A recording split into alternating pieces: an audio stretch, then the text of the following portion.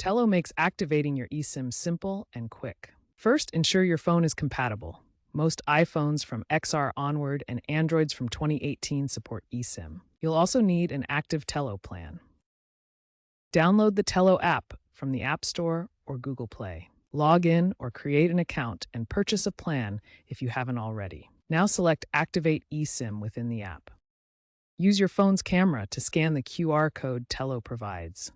Follow the on-screen prompts to install the eSIM profile. Your phone might restart. Once done, test your connection.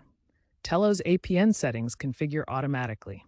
Activation takes less than 10 minutes. Porting your existing number to Tello eSIM is straightforward. During the eSIM setup in the Tello app, choose Port My Number.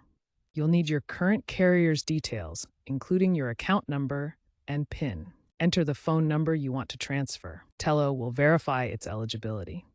Make sure your number is active and not under contract. Approval can take between 1 to 24 hours.